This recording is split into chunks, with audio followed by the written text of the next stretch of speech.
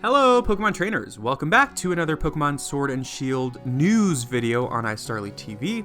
I know I'm a day late, but this information is something that a lot of you might not have even heard of if you don't follow other Pokemon platforms online.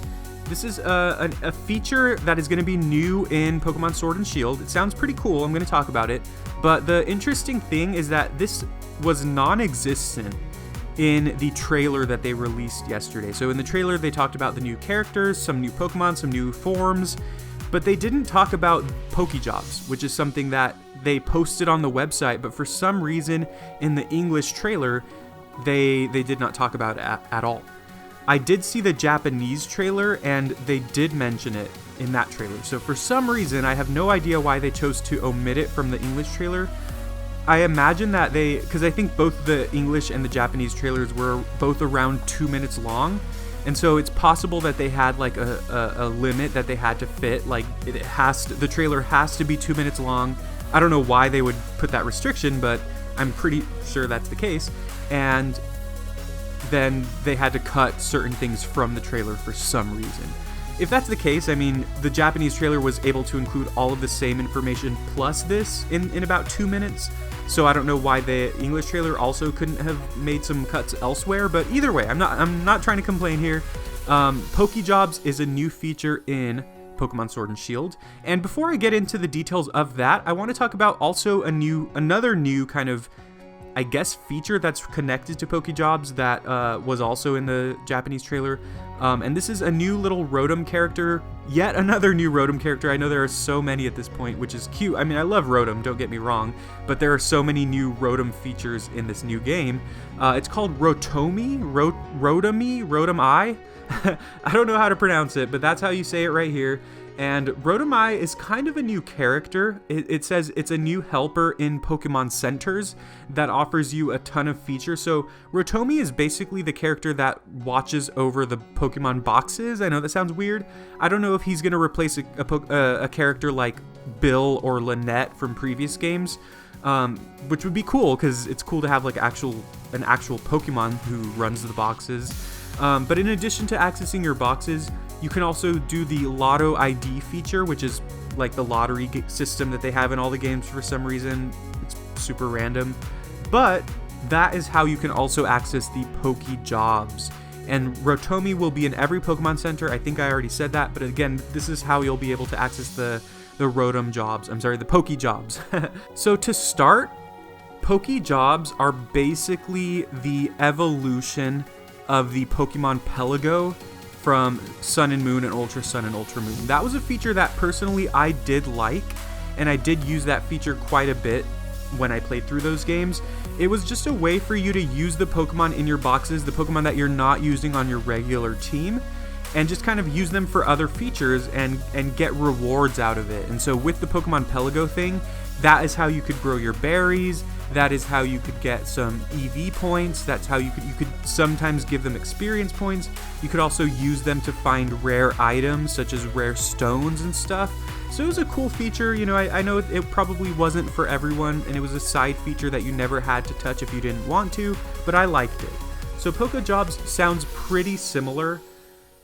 Basically, so you can check the available Poke Jobs at the Rotomi in the Pokemon Centers, and that's how you'll be able to send Pokemon in your boxes to these different Poke Jobs. And so basically there will be a listing on the Poke Jobs or on the Rotomi feature or whatever.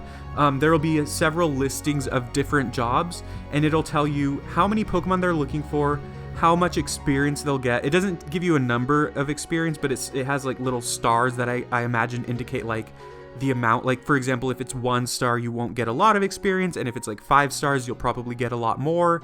So it tells you that you'll be getting a good amount of experience one way or the other. And then you choose the Pokemon from your boxes to send to these jobs.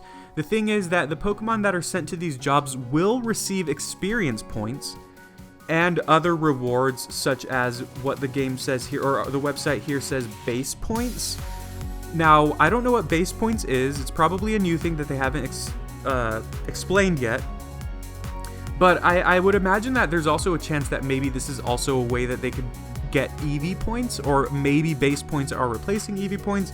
I really hope not, but maybe this is a way that you can EV train your Pokemon outside of actual battles if you don't want to, because that was a way that you could, or in Pokemon Pelago in Sun and Moon, you could use that to give your Pokemon some EV points without having to do so many battles. So basically, while you were playing the game, you could also have your Pokemon in the background getting EV points, which was really cool. So maybe they'll do something like that as well. It does say that certain jobs will require or ask for or prefer Pokemon of certain types, and even Pokemon that excel at certain stats. So it might look for Pokemon that have really high attack stat. For example, one of the jobs says, please send Pokemon with big muscles. I don't know if the game will prevent you from choosing Pokemon that don't have arms, like Gossifleur or something like that. Or if it's just like, oh, if you choose a Pokemon that has a high attack stat like Machoke or Machamp or whatever, then you'll get more rewards or something like that. So that's kind of all the information we have so far from Poke Jobs, but again, I think that there's a lot of potential for this feature. I really do feel like, I mean, hopefully this isn't all the information they have on Poke Jobs. Maybe there's more that they haven't fully disclosed yet. I'm sure there will be. I'm sure this will be a lot deeper than it looks right now. I mean, again, this is something that they didn't think was important enough to show off in the English trailer for some reason, but I think that this could be a lot of fun. And again, if I have a ton of Pokemon in my boxes, because I usually like catching pretty much every Pokemon I encounter on my first playthroughs, especially if there are going to be a lot of new Pokemon, then this will be a good way for me to kind of keep some Pokemon in my boxes leveled, so if I want to switch them out or something like that. So cool stuff. I mean, you know, it never hurts to have more features. Of course, I'd prefer, honestly, if I'm being super honest, I would prefer to have all the Pokemon available in Sword and Shield instead of having this feature, but you know, again, they gotta have new features, right? So I do think this looks kind of cool. What do you think of Poke Jobs, and what would be your preferred Poke Job? I don't know, that's a random one. For me, I would have my Smeargle teach me how to draw, I guess. All right, well, I hope you have a good day, and I hope this information was interesting to you. If it was, please leave a like, please leave a comment. I do appreciate your feedback, and I like hearing from all of you. Hope you have a great one.